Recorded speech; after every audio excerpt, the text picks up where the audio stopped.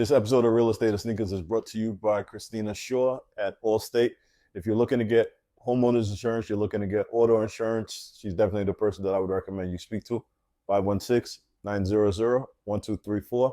You can follow on social media at I'm with Shaw, or you can follow hashtag I'm with Shaw, SHAW. That's who I personally have my homeowners insurance with and my auto insurance. So I won't steer you wrong, guys.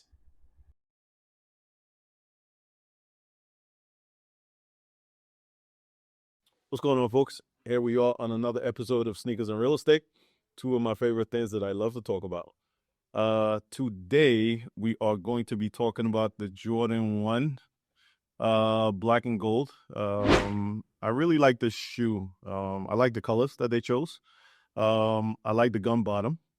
The sneaker quality on this I think is really nice. The execution that our brand Jordan put together on this I think is really dope. You might have seen this colorway before. Carmelo Anthony, they actually made a pair for him in this color a few years ago. So, if you didn't buy those and you couldn't afford those, you have this. I guess this is the next best thing. But like I said, I think it's a really dope shoe. Grab yourself a pair, and I mean, you can never go wrong with Jordan 1s anyway. You can always dress these up, dress them down. I throw suits on all the time with these. You see Junior always got a pair on, so grab yourself a pair. He will be telling you about real estate and what's going on with the market and the interest rates. Yes, so right now with the rates for 30-year, it's a little under 7%. For FHA, it's a little under 6.5%. So right now, it's still a great time to sell, still a great time to buy. Summer's approaching. You definitely want to sit down, go over numbers first, go over, your goals and your plans and aspirations, all that good stuff. And just take advantage of the market. There's never a perfect time to jump in, but as long as you feel comfortable and you can afford it, nothing's getting cheaper. If you're renting, you're paying somebody else's lifestyle and way of living, so you'd rather contribute that towards your own personal gain and success. So there's always somewhere to start, and you don't know who to call or who to sit down with. We have some great people at this table. Definitely give us a call, and we're here to help. So we are here with my guy. I don't know if I'm gonna call him a second-time offender because he was on with that. That was a good. Probably you'll say his second time if that's right. Dad, financial planner, all around good dude. I've had him at my office speak a couple of times to the agents. He's a great financial planner and a great, like I said, individual. Today we have my guy, Lou Soriano, sitting down and trying to get it up with us. My guys, thank you very much. Appreciate you guys. Yes, good to see you. Always, Yeah, man. you always great energy, great positivity. Yeah, always love with you guys. And, I'm just sitting here listening to the intro. Last time I was here, I call him 2.0, Femi 2.0, I didn't coin that name. I think Kevin did. Kevin did. Yes, he did. So I picked the ball up and ran with it every time I see Fem. Yeah. But I love the camaraderie you guys have with each other. Father, son, I have a son who's also in the same business and that you guys are. Shout out to Justin. It's Justin Soriano. I might have to do a podcast with Justin now. We might have to. Justin, we got to get you out. I know you're working, you're selling cars, you're doing everything. You're doing everything, but we need you got to do something with us. I might have to do that because I just love the dynamic, and I think it's very special what you guys put together here. Thank you. I appreciate it. What have you been up to since we saw you last? And for those that don't know you, I don't know how that's even possible. No, it's very possible. It's very possible. Like we were saying before we got started, I'm a unk age now, Him and I 2.0, we're both unk. Yeah. Femi 2.0 here, he just turned 23 this week. I'll be 57 this summer, so I told him, watch out, man. You blink, 1 minute you're 23, next minute you're unk. Because everywhere I go, that's when you're 51, then you're 57. So there you go, just like that. But no, my name Lou Soriano. For those of you who don't know me, I'm a certified financial planner. I'm also an enrolled agent, which is a designation by the IRS for accounting and tax preparation. But more importantly, I'm a dad, husband, have 3 kids, and that's why I do what I do. Nice. how has, I guess, business changed for you since we saw you last? Oh, that's a good question. How has business changed? On the tax side, because I really have two businesses. I have an accounting practice and a financial planning practice. So the financial planning practice, in a nutshell, that's more like, people are looking to invest, retirement accounts, portfolio management. Taxes is tax planning, advice, and preparation. The And investment he just did my daughter's taxes. So like I said, those that know me, I'm not trying to have people that I know are not really about their business dealing with anybody that I know personally. So yeah, that's always an honor. Referrals always an honor, but that's part of the problem too. Believe it or not, I'd love to say that. And it's a problem to have. It's a gift and a curse. So like, it's gotten to the point where I can't really take on too many more new tax clients. Right. But I'm shifting away from tax preparation to tax advice. And actually, I think it's a better use of my time and a better value to my clients because if you want to expand on that. Sure. So if you're knowledgeable enough on your taxes and how they affect your financial future, you could go to just about anybody and a quality person, somebody with a designation of a big proponent of that, CPA, CFP, EA, you get the idea. But it's just like being a patient at a doctor. If you go into a doctor and you have, an ailment or symptoms, and you did no research on those things, well, then you're at the mercy of the doctor. They'll tell you what to do. Take these 2 pills only in the morning. That might go on for a long time. You may have side effects from that, so on and so forth. I'm using the medical analogy because same thing is true with your finances. If you are not really savvy and have just even a little bit of financial literacy, or you don't know these things on a very rudimentary or basic level, you're just at the mercy of your financial planner or your accountant. So when he says, "Yo, you owe 10,000 this year," it's like, "Oh, why?" Well, because you didn't plan throughout the year. The best time to speak with an accountant, believe it or not, is from now until about October, November. This is our slower time, and where you can get a lot of tax planning done. So that's my advice to people. So you would say, I guess, anybody that is looking to get into that, as far as the financial aspect or try to get the planning part, it's always best to talk to someone, would you say, before you start to make money so that you can plan it properly? Yeah, so there's a couple of things there. So one, for people who are already in business and making money and doing these kind of things, you should not only see your accountant once a year or talk to him or her once a year. You should speak with your accountant at least 2 or 3 times a year, maybe more, depending on the business you're in. For people who are just starting, I love working with new, younger people because I want them to avoid all the mistakes I made. That we both made. Exactly. So it's like, and I like to teach. So that's another thing. So again, that was the part I was talking about. Like, you teach these younger people who are just starting out in business.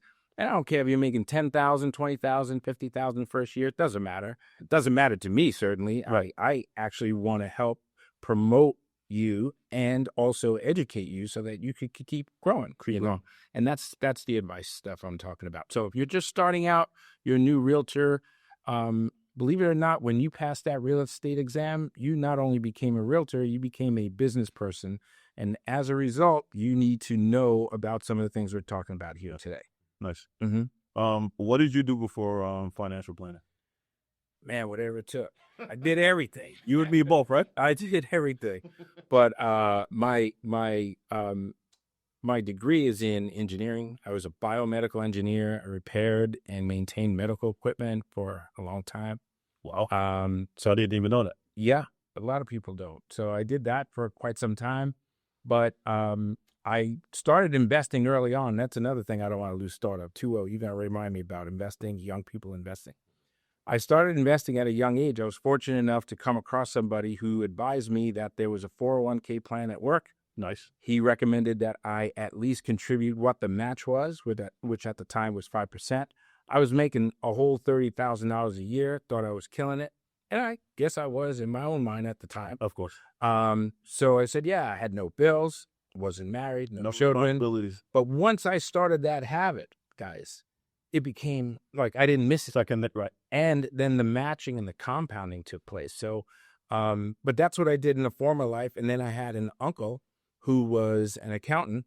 So once I started making some money on some of the stocks and mutual funds I was buying at the time, I was getting these 1099s I didn't know what to do with. And I said, hey, Uncle Vic, Uncle Victor, shout out Victor Lopez. Oh, Shout out Unc. yeah, Vic, that's the real Unc, right? Hey, real Unc, right? Yeah, he got me, I started getting 1099s. He did my taxes. And then he said, hey, you should get a license if you're going to be buying, mutual funds and alike. Once you get licensed, then you don't have to pay a commission. You could go and do some of this stuff on your own, which is exactly what I did. Fast forward. How many nights when you started doing that? If you yeah, I do. I was 24 years old. nice. Actually, take that back. I was 24 when I got a license. I started with the story I'm telling you about the 1099s and investing. 21. Wow. 21, started investing on my own, and I had a stockbroker. They had those at the time. Now you do all this stuff on your phone. On your phone, right? You forget how old I am. But yeah, you used to have to call some guy up. It's like, or they would call you, like in the movies, for real. They would call you. It's like, hey, I got an opportunity for you. Oh, like Boiler Room. Yeah, oh, it's the worst. But I did all that. I took a bad movie. I'm sorry, folks. I did all that dumb stuff too, where I was not on the selling part because I never sold anything.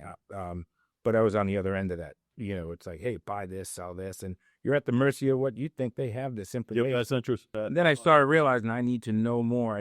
I was always hungry and had hunger for knowledge and learning more because I felt like that would, make things easier for myself. Nice. That's dope. And your family background. You grew up in... Oh, I'd love to talk about that. Yeah. Let's talk about it. Yeah, man. Puerto Rican, proud to say, 100% Puerto Rican. A lot of people don't know that because I don't really speak the language all that well. My wife was born and raised in Puerto Rico.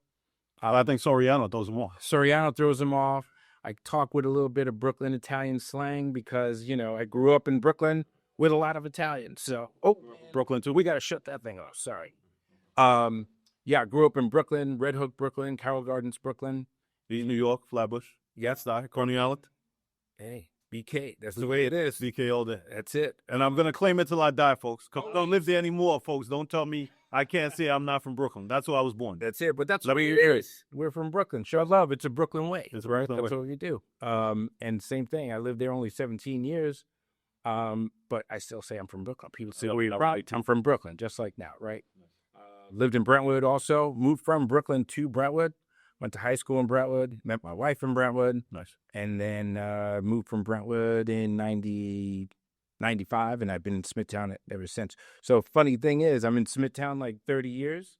Everybody asks me where I'm from, Brooklyn, Brentwood. I live longer in Smithtown than I have anywhere else in my life. Yeah. But I say, yeah, but I still claim Smithtown too. Smithtown shows me a lot of love, and I love Smithtown as well. But Brentwood, EPMD and Rockham, they both. I knew. Yep. I live from Brentwood. Yep. Rockham, no.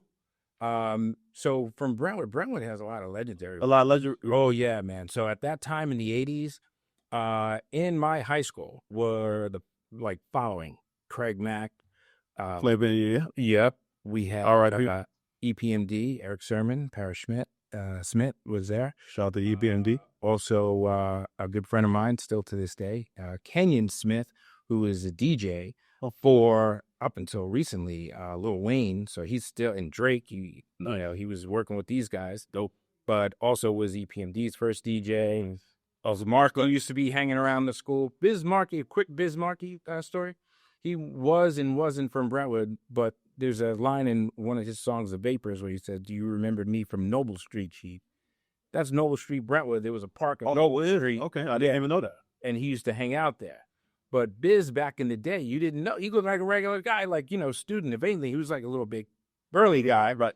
So I was into graffiti at the time. I was making everybody's hats and denim jackets. For those of you old enough to know what I'm talking about. Shirt Kings? Things along those lines. Along those lines. So Biz came to Brentwood one day. I'm hanging out by the, high school, whatever. This is after school.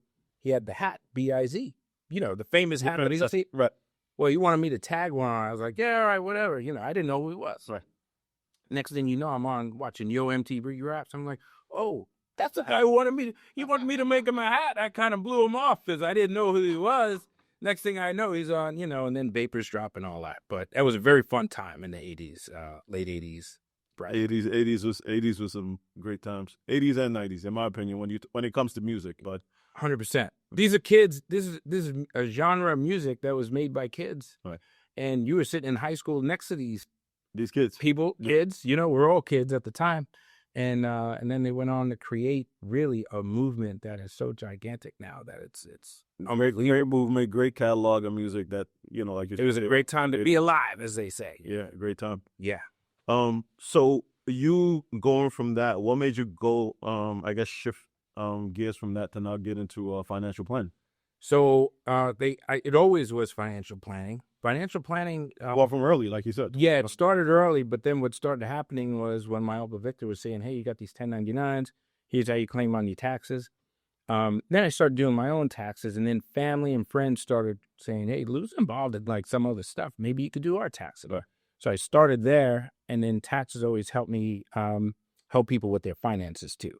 So when I saw that they owed or were getting refunds, like people would be excited. Oh, I'm getting back $1,000, $2,000, $5,000. Oh, you're the best. I said, well, you actually overpaid your taxes. You gave the government a tax-free loan for the last year. You just put the money back that you put out. Right. So that's when I said, let's take that $5,000, start an IRA account. Let's take that $5,000, start investing. So that's how they kind of work hand in hand. But that's how that translated. So you just you fell into it in a sense.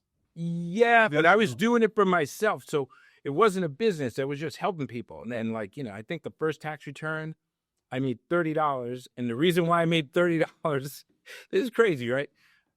Because now I was going to my Uncle Vic, but he was in Brooklyn. I'm out in Brentwood at the time. Right.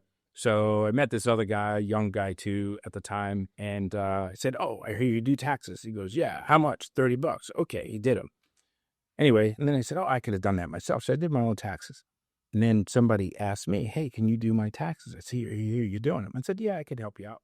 How much? I was like, $30. $30. So that's what they charged me. But, so that's how it worked out. They're not $30 anyway. But that's how it got started. Everything evolves, fam. You know how it is. That's exactly what happens, yeah. And even sitting here with young fam, I see the difference in you just in the first couple of minutes being here in your introduction than I did 2 years ago last time we chopped it up. So proud of you now. Thank you. I appreciate it. How old were you when you bought your first piece of real estate? Oh, man. How much time we got? You got that? How much film you got now? I'm going to tell you how old I am. I only bought one piece of real estate. I was a realtor at the time I got it. You were? Yeah, man. I'm trying to tell you I did everything. You don't believe it? I thought I did everything. I was a boy. I worked everywhere. I didn't even. If I tell you all my careers, I was a biomedical engineer. I got an insurance license, taxes, financial planning, but I also was a realtor for a very short period of time. I didn't even know that. In 1995. So I was going around with realtors back in 90s or mid-90s. Again, I'm showing you how old I am. They didn't have Zillow. There was hardly internet, to be honest with you. Of course, back then. There was a little bit, but it was like AOL. Dial-up modems, shit like that. Mm-hmm. So fast forward, I'm going out at the time. We're married. We're looking for a house. It's like 93, 94. Realtors back then would put you in their car, drive you around. Okay. I'm like, yeah, this ain't working. Because as soon as we came up to a house, I'd be like, yeah, this ain't it. They're like, no, we got to go in. They already made, they got coffee and cookies waiting for you inside. We got to, the owners are there. They want to meet you. They're like, oh, this is a drag. So I said, I got to find a way to get to, see, here I go again, get to the information, but without having to deal with, or I always had a hunger for this knowledge and do it on my own. You were trying to get to it. Yeah. So in order to get to it, you had to be a realtor. In order to be a realtor, you had to pass the exam. Once you pass the exam, you could go with anybody, and then you have access to the information. So I did all the above, realized very quickly it wasn't all that hard to become a realtor, but it's very hard to be good at that profession. It's very hard to make a living at it. And these are true professionals. So there's a lot of people with real estate license, but not a lot of them are true professionals dedicated. Like, this is what I do. You've got two guys right here, two of them. Anyway, so fast forward again. I go into a Century 21 office, say, hey, I got this license. I'm looking to buy a house for myself. I'm not really looking to be a realtor. I'm a biomedical engineer at the time, but it's just maybe something they'll do on the side, but you see what happens. See what happens. Man, listen, it was so hard to find a house for myself. I was like, I can't do this. Really? Yeah. So I got information to the MLS system. At the time, it was proprietary. I guess it still is. Yeah. But had access to prior to that. I look at the books. I was just about to say that. They had the books back then. Man, I'm trying to tell you. So buying this, folks, loose leaf. We'll talk about that later. Yeah. See, he's a real pro. That's how you know you're dealing with a professional. He knows all that stuff. Right. But no, got access. And then as luck would have it, shortly after having my license, the owner broker said, hey, we just got a listing on, such a lot. But family's moving to Florida. If you don't buy this house, you ain't never going to get a house. I said, really? Went over, fell in love with the house, talked to the owner, said, listen, I'm an agent. For almost first house that you saw. Yeah, man. But the other ones were garbage. Dude, it was so fast. So that was the first house I bought. And the first house I sold, and I'm still in that house today. So that, and then my son now goes to college, gets a 4-year degree. The weekend after he gets his degree, he says, hey, Dad, I got to talk to you. I said, what's up? Want to take the real estate? I was like, oh, no. I just spent all this money. What are we doing? I was so pissed. And then I said, you know what? Went to bed that night, calmed down a little bit, slept on it, woke up in the morning. I said, how much is the test? I think it was like $500. Cut him the check. I said, go do it. I said, you got a year. Pardon me for this, guys. I said, you got a year to figure it out. And I did not want to be the dad, and you could appreciate this with your own son. I said, if this is something you want to do, I want to support you. Right. But I'm going to tell you, it's not an easy profession. I know this much about it. It wasn't easy for me, but I hope you're more successful at it than I am. Well, what's the experience? Yeah. So I told him, and it was really, honestly, Femi, one of the best decisions I ever made not only as a dad, but just as a person, because I didn't want to hold him back. Right. And I said, you know what? He's so young. If it doesn't work for him, he could always shift gears and go into being I think my son, Justin, what you get your degree of? Economics. I was like, this guy ain't got to be no economist.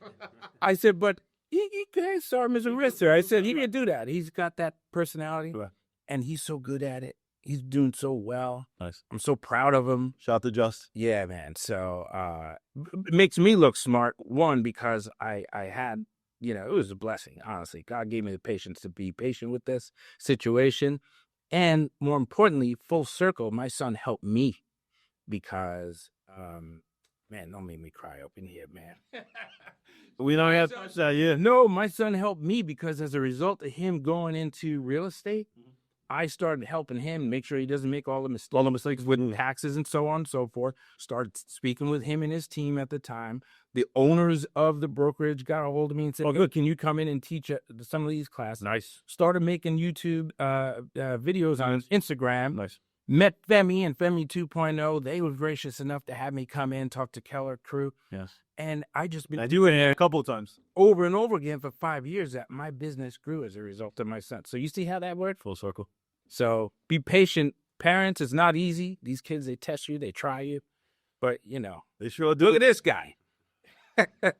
No, that's how it worked out. But it's funny when I'm going to go back. You were talking about the story of the realtors taking you to look at those houses. And as soon as you got there, you wanted to leave. Mm-hmm. Before I got my license, myself and my wife, we were telling the realtor we were renting in Elmland at the time. And the realtor took us to look at a house right off the conduit. Okay. Actually on the same block as a gas station. Mm-hmm. So we couldn't get into the house. He ended up kicking the door in. Oh, Morris to get in. As soon as we pulled up, we said, no, we're not. This is not for us. No. I already made the appointment. Same thing. Yeah. And he literally kicked in the door. I felt like I was listening to the Biggie song, kicking the door. Yeah. He did that to get us in the house. But you think back to some of those experiences, and me not being in real estate now for 23 years. Mm-hmm. Some of the do's and the don'ts. But like you said, it's definitely a don't. That definitely not. Yeah, we're not trying to kick in doors, folks. Yeah, we're not doing no detective work. We're not cops. We're not doing any of that stuff. Yeah. It was crazy. One other thing I remember from that time, they would take you to see this beautiful house. And it was out of your price range for me anyway at the time. Mentally, going, my God, this is what I want. It's like, all right, I'm going to show you the same house. And it was the same house structurally. You go in there and it was like you had a kick in the door to get in there. It was like no kitchen in there. It was like, But no, this is the same house. See how the bedrooms are laid out, and they're like, yo, Yeah, but I don't know how they like it. It's not the same. it's the same house, but this ain't the same house, and I don't got the money to renovate. So Right. So you talking about the full circle moment with your son and speaking to all those realtors. I know you deal a lot with real estate agents as far as helping them I do. with their finances and stuff like that. What would you say, I guess, to somebody who's just getting into real estate and I guess looking to kind of get themselves structured? Because you and I both know a lot of real estate agents that make money, make money, do 6 figures a year, and are broke by the end of the year and can't pay taxes. Yeah, it's disappointing. And honestly, I stopped making as much content as I once was. Okay. For that reason? A little bit, because I start working with people, young people, and you try to give the advice, you try to set them up, and then you start seeing, all right, first year, no, I can't do it. Okay, but let's get a plan going. I spent a lot of time trying to get that set up. Then next year, it's like the same thing. Next year, it's the same thing. It's like, hey, we got a bad pattern going on here. Like, I'm not that guy, but I'm not going to keep playing this game year after year after year. So like after the third or fourth year, and I'm like, yeah, I can't work with some of these people, so I'm very selective who I work with now. Right. And it's sort of like almost like a personal trainer. Like, don't come to the gym unless you're ready to really work hard, get after it, unless you're willing to jump, 42 box jumps like Femi's doing here. Listen, you got to put in the work, and then you see the results. I see Femi this morning. I'm like, yo, where's the other half of you? He goes, oh, he's downstairs. I said, no, I mean, you're half the size, bro. You're looking good. So, like, yeah. So that's the kind of thing I'm talking about. Like, you got a plan, and my advice, if you don't listen to anything else we said here today, I would say for young people, it's imperative that you start investing once you make your first dollar. Whatever that first dollar is, put 10% away for yourself. Plan for your taxes, another 15, 20%. Now you're saying to yourself, Lou, you're saying giving away 25% of my money. How am I going to live? That's the way you're going to live. Trust me. You want your money to make money for you. And the easiest way to make money is to save money. So, learn about certain things. Become financially literate. Work with your accountant throughout the year, not just before 15. Right.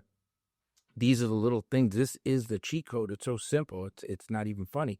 And when you're young, like Femi here at 23, you just put 10% of whatever it is you're making. Like I told you earlier, I don't care if it's 10,000, 20,000, 50,000. The compounding, you have time on your side to do all this stuff. So it's imperative that you invest early and often, and just let the rest do its thing, because you guys don't have a 401k. You guys don't have a pension. We have to make it ourselves. It's even more imperative then that you begin doing that early as possible, guys. So that's my one big takeaway for the people out there. Would you also suggest also getting incorporated, especially when you're depends? Yeah. So my feeling, you're self-employed. Yep. The first thing you should do if you're a realtor, and we're talking to realtors today, for the most part, or anybody self-employed for that matter, do nothing but learn your craft, make your money. Don't go setting up an S corporation, LLC, partnerships, and all this stuff. People think you need to do that if you're in business. I usually tell people it's a progression. Just start making money, become good at your craft. Once you're good at your craft and you're making, $30, $40, $50,000 profit, start talking to a professional about, things you can do, and then maybe create an LLC and an S corporation. There is a difference between the two. And just very briefly, an LLC is no different than being taxed as a sole proprietor. You're really not going to save any money with an LLC, although that's kind of a myth. Well, and then they talk about the, I guess, the liability for that individual. That's what you do an LLC. You're supposed to be saved, but they don't understand is not always right. Especially if you don't have your business and your personal matters separate.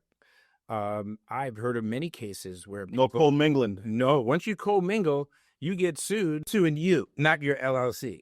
It's like, no, you can't do that. I'm an LLC. That's separate from me. Oh, where do you keep your money? In my personal bank account. So that's another thing, guys. Have a separate bank account for your business. Treat your business like a business. The minute you put it in your personal account and, you're paying your gym membership and you're going out, you're buying dinners and partying and all this and paying for gifts for clients, it's all the same as far as they're concerned. So be careful with that. Question? Yeah, I was gonna say, I know you had some advice for the young people. What's one habit that separates financially successful people from everybody else? Consistency. Plain and simple. How could I say this? Yeah, discipline is good, but discipline, the hard part with discipline is that it's hard to stay disciplined. Right. It's easier to stay consistent. You know what I mean? Okay. There is a You want to say that again, please? Yeah, it's hard to stay disciplined. It's much easier to stay consistent because consistency means you're doing this every day. Discipline means I'm going to do this today. I'm going to do this tomorrow. Right. Then your discipline wanes. We're only human, right? So if I say, hey, I'm not going to eat any sugar or any chocolate or anything, which I'm trying to do so I could look like Femi 1.0 over here, that's hard to do. That's discipline. But consistency says, you know what? I didn't do it today. I'm going to do it tomorrow. Yeah. And then, but more importantly, when we're talking about financial matters, using percentage. If you say, hey, whatever my income is, I'm going to put 5% of that away for me. So if you're making $10,000 a year, 5% isn't all that much. But when you're making $100,000, now it starts adding up. But the fact that you were consistently doing that from when you were making 10,000, 20,000, 30,000, you're incrementally saving 5% of that every year. And when you're a young professional, that's going to add up very quickly. So that by the time you're in your 30s and 40s, you already have that base. You're used to not spending that money or doing without it. And like I said earlier, it's easier to save than make it. So once you make it, save it, invest it, do something.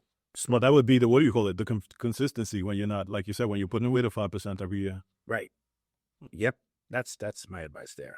And you would say, I guess, the biggest mistake, like I said, that self-employed people make is, I mean, other than not set yourself up properly. Yeah, not setting yourself up properly. The biggest mistake I see is not keeping track of expenses. Okay. Because again, when I love to say it's easier to save than make it. Once you make it, that was the hard part. Selling a house, how easy is that? Not easy. It's not easy. Getting a listing, how easy is that? Not easy. Not easy. So you worked hard to do that. And then once you get compensated for that, be just as diligent with that. It's like, yo, I don't know when my next listing is coming. So let me put my 10% away. Let me put my money away for tax. So I don't got to sweat that and come when I got to go see Lou April 15th. And, you do those kind of things. But more importantly, keep track of your expenses such that you don't have to pay as much in taxes because you've been consistently tracking your expenses in that separate account I just described earlier. Okay. Go ahead. I was going to say, what are some common myths you find yourself correcting often? The social media tax advice. I was about to ask you about that G63. I know they've been talking about that for years. You buy a car, 5,000 pounds. Well, this is coming back, guys. It's starting to come back. Okay, it's coming back. Unfortunately, it's coming back. I want everybody to pay attention what's going on in Washington right now because we are literally seeing a huge bill come through for taxes. It's called a One Big Beautiful Bill, whatever it's called. Doesn't matter. Doesn't matter. But pay attention to this, guys, because they're talking about, and it's good. It's good, by the way. Increased deductions for self-employed people, having increased deductions for state and local taxes, currently capped at $10,000. Nice. What's being projected, it's going to go up to $30,000 or $40,000. So they're going to increase that deduction for individuals. Nice. And they also going to bring back the bonus depreciation for 100%. Oh, nice. Now, the good thing about it is if you buy business equipment, you could write it up. We're in your podcast studio here. We have your podcaster here. He's got cameras, lights, camera action. This is all equipment. He could write that off up to 100% if this bill passes. Currently, it's limited to 60, I think, right now, 60 or 70. But back during the pandemic, it was up to 100%. Right? But people were always talking about the myth. Oh, I could just go and buy a G-Wagon, which I hated, all this crazy talk, or a Range Rover, and write it off 100% because it weighs about 1,000 pounds or whatever that. Yeah, so there's a pound rule. That's the myth that you just buy it and then the government pays it. Government's not paying for anything, guys. You pay $100,000 for a vehicle and you're in a 20% tax bracket, it saved you $20,000. As far as I know, Not 100, not a No. 60. Yeah. I think the car note still goes to you personally, and not to the IRS. A lot of project. And I think you're paying it every month, right? But it can save you money in taxes, but not 100,000. So, it's those kind of things that I kind of struggle with, because when I sit with people, I say, "Oh, but I saw it on TikTok, Instagram, Facebook."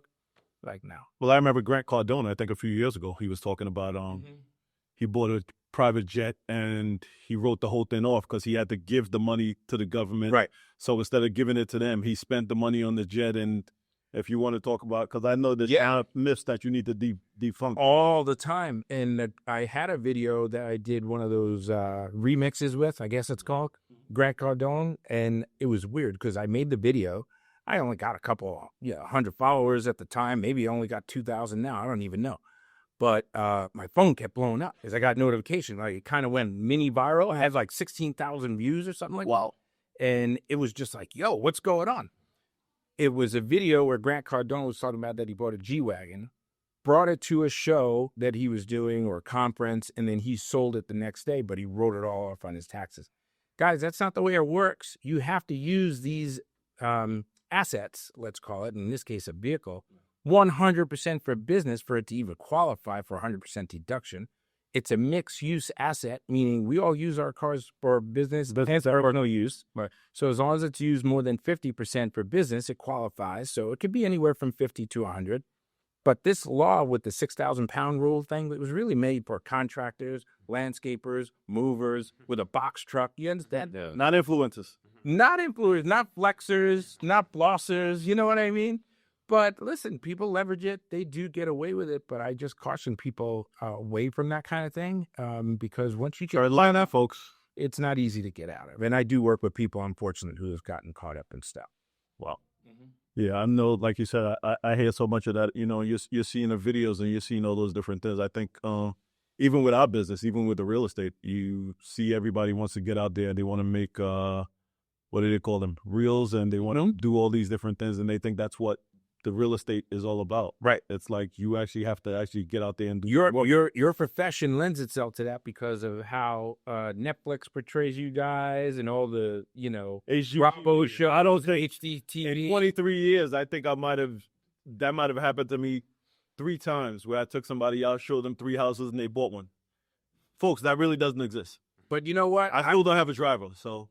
I would rather have that stigma than my profession, which is we're all bean counters, old, gray hair, pocket protectors. See, I try to...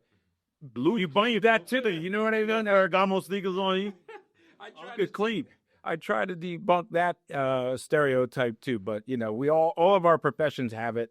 And but more importantly, guys, just be professional. If you're professional and you really know your stuff, that's the cheat code. That's the real flex, I think, is being knowledgeable, being genuine with people, reciprocate. People give you business, support people. It's very easy to do, and that actually is a cheat code for me too. Helping other people, it always comes back to me. Nice. You had a question for me? Yeah, I was gonna say.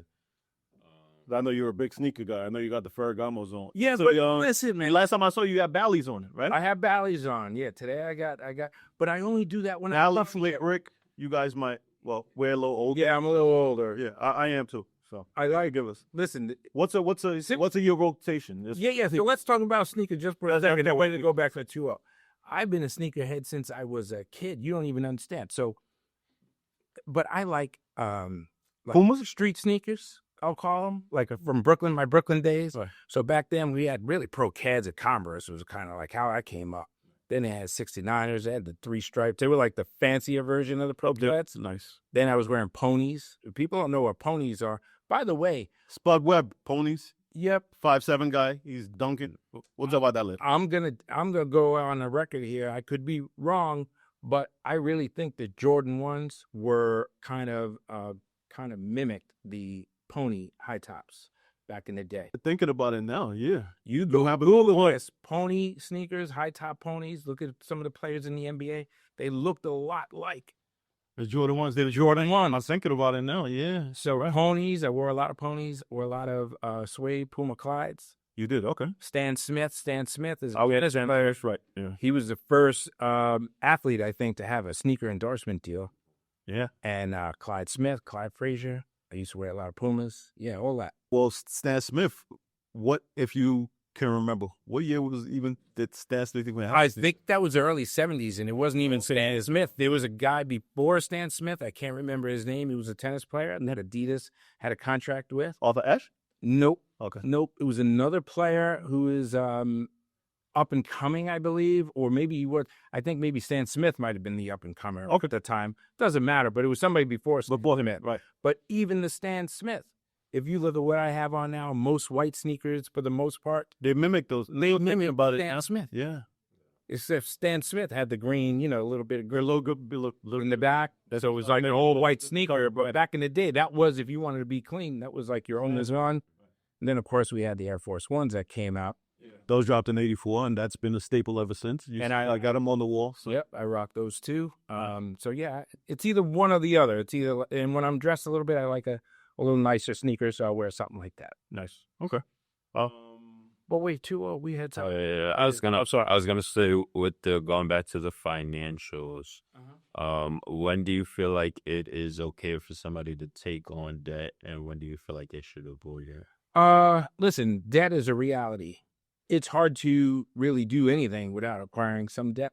And if you're using debt to grow a business, buy a property, invest in some way, shape, or form, I'm for it. But just buying things and acquiring, buying clothes, watches, those liabilities. Yeah, I'm gonna be honest with you guys too. Like I said, I'm over 50.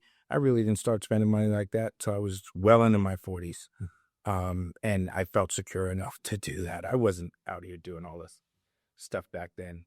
By grace of God, I'm able to now, thankfully. I like to give nice gifts to friends, family, my wife, my kids. I enjoy some of these luxuries now too, but it wasn't until I was much older. Believe me, if I told you this story, we were looking at old videos. I'm going to keep it a buck with you. We were looking at old videos. My wife had these old VHS tapes, and she had them digitized. So now they're on the VHS, folks. VCR. Oh, VCR. Yeah, please. We'll talk about that. Thanks for translating for me. Yeah, that's our era. So the house I'm telling you that I bought, right? Right.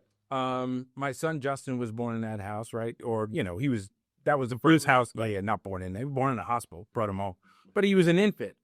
So we're looking at tapes. 3 years later, he's like, this kid's walking and talking. 3-4 years later, my house still didn't have no furniture in there. I was like, wait a minute, 3-4 years. Right? We would, man. Listen, that's what I'm. Yeah, mine was almost 2 years before we bought any furniture. Yeah. Because then I had my twins piggyback 3 years after Justin came along, and I'm exaggerating a little bit. I had furniture, but it was the stuff from my basement apartment that I brought into the house. So that's a reality, But I'm proud to say that because you know what? Make me appreciate everything along the way of my little journey, and I enjoy these things now.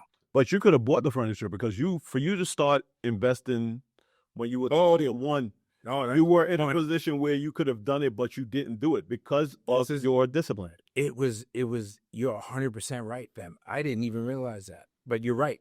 I never wanted to touch my retirement account. Never borrowed against it. And during that time, anything I had saved, I knew it was, dude, it had to be. Nice. Because my wife, when she had the twins and Justin at home, I was the only one. That's when I started saying, hey, this little side hobby I got going on with taxes, investment, a little more. I got to start taking it serious because I can't just worry about myself. I got to worry about other people now.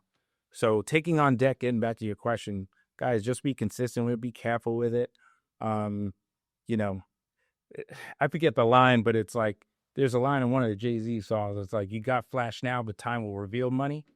That always stood in my mind too. So imaginary player. Yeah. There's a lot of people out here who, they're flashing and flossing. And then, 2 years later, it's like, oh, remember that guy? Jammed up now. Or remember that girl? Be careful. Be careful. Definitely, like he said, especially with our business, you make the money, definitely always remember, you got to put away for a rainy day because you never know what might happen. And the way that the market is right now, if you haven't been doing it consistently for a while to be able to sustain some of those rough patches, you definitely could get yourself into trouble. I mean, myself being one, we can go back to before the market crash when, we owned a multifamily in Canarsie. and I owned another one with a friend of mine in Bushwick, and market crashed. The tenants weren't paying rent. Scary stuff. Scary times. I still got to pay for my primary house, and you got to let those go. So, we're all speaking from experience, folks. Definitely take heed to some of the stuff that we're trying to tell you. I think we might be out of questions. Good. I don't know. I have a good question. What's your first big financial mistake you made? Oh man, there was probably a few. No. But I think they were limited. Honestly, I think the biggest financial mistake I made was not being aggressive enough. How about that? So it wasn't like a blunder, like, oh, I spend money. Yeah. And here's the other thing. I was always a conservative investor. I was just about to ask you, were you a risk taker or conservative? Yeah, I probably was a little too conservative. I think that was the biggest mistake. But here again, don't be so risky that, oh, I heard from fam that, or, friends, oh, I should invest in this, or this is the next hot, like currently, like, meme coin, or stay away from stuff like that. Just be consistent again, buy quality stuff, invest at 5%, 10%, whatever you could do, and just continue to do that.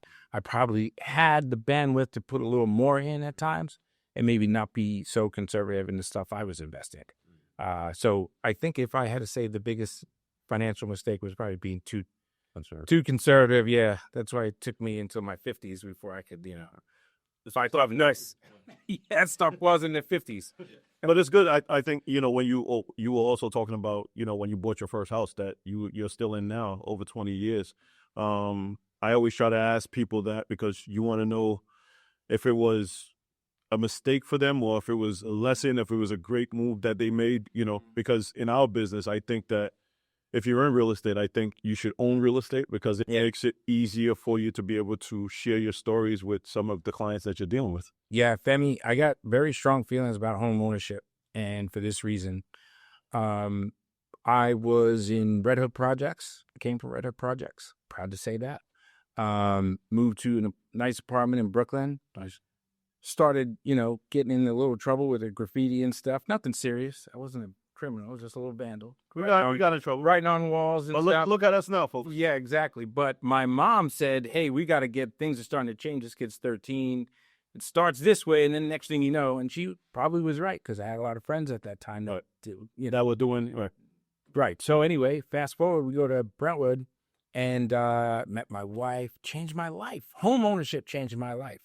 So when I hear people, and there's a lot of people who have strong feelings about, when you own a home, it's a bad investment because after you pay the interest and all this other repairs. And listen, guys, that's not where you buy a home. If you're buying a rental property or an investment property, those things come into play. Agreed. Yeah, so there's different things to me. There's a home. That's not like a house. There's a difference between a home and a house. And a home is you live in, you're going to raise your family in. You want them to be in that good school district so they become productive members of society. Like my kids don't know nothing about how I came up. You know what I mean? In a real way, I tell them and their mom tells them. But by the grace of God, they didn't have to go through some of those things. You know what I mean? Through home ownership. So I'm a big proponent of it. I believe in it. And even if you break even at the end of the day, when you factor in how much you put into the house and interest and all this other stuff, it's a win. How'd your family come up? How'd your kids to make out? That's one of the most important things. I mean, I bought my first house when I was 28, and I wish that I would have done it sooner. I had the means to do it. I just didn't want to do it, and I made every excuse not to. Before I bought my house, the last apartment that we were in, I was fixing and selling cars at the time. I think at that time I might have had 6 or 7 cars in the driveway. So I had the money to buy it. I just didn't do it. And it wasn't until a friend of mine bought his house, and that kind of pushed me because he's like, you know what? You just got to put your back against the wall. Yeah. Because when I bought my first house, I didn't have money for my closing costs. I just took whatever money that I had and we put it as the down payment. And I knew one way or another I was going to figure out a way to get the difference of the money to get into the house. And, we didn't have any furniture, like I said, for the first year or two. But to me, it doesn't matter. Yeah, I had my own space that I could call my own. Same. I lost my job a week later, but folks, I'm by the grace of God, everything still worked itself out, and I would still do the same thing again, all over again. Yeah. So home ownership, I try to tell people is the American dream, and I think when you have a family and you're looking for a different standard of living from how you grew up, it's it's the best thing to do. So you usually never lose, especially if you're looking to play the long game with home ownership. If you buy something or you're thinking about it's something that I want to do for a year or so, then it may not be a right choice for you. Right. But you're thinking 5 years down the line, 5 or 10 years, I would always say jump in. Like Lou said, even if you break even at the end of the day, you still have the tax benefits, you still have all the write-offs, you have all the benefits that come with being a homeowner. And more importantly, because you won't have when you're renting. You can't write off that rent. Nope. And you have the memories of raising your family. Going back to my videotapes. Listen, man, we come a long way, and we see it, and we're still there. So it's all good. Yeah, by the grace of God. Yeah. How do people reach you? How do people reach me? Probably the easiest way is you can call me directly at my office, 631-236-5842. My office is located in Smithtown. You could also follow me on Instagram. That's probably where I'm most active, although not as active as I once was. But it's tax time. He's busy, folks. No, I'm gonna probably get back in the game a little bit there. But at Lou Soriano #1. So LOUSORIANO #1. And like we said before, folks, this is someone that just did my daughter's taxes, and he's spoken at my office several times to the agents. So appreciate that. Anybody that knows me knows that, I like to be in contact with people that I know, like I said, that are really genuine and authentic and have some sort of integrity about themselves when it comes to their business. Because we have a lot of scammers and a lot of people doing a lot of different things.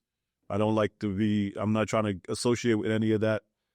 Built up my name 23 years, not trying to lose it dealing with some nonsense. So if you're looking to sell, buy, or invest in real estate, 516-218-1605, and Femi the Agent on all socials. Son? 516-662-6824, and Femi the Realtor on Instagram. Thank you, guys. Have a great day and stay safe.